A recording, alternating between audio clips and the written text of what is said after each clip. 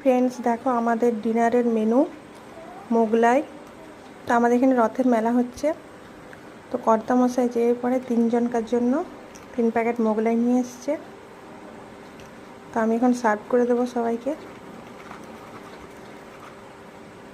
তোমরা কে কে আমার মতন খেতে ভালোবাসো জানাবে।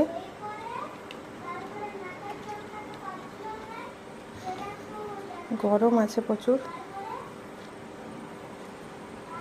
তোমাদের কার কি ডিনারের মেনু কমেন্টস করে জানাবে।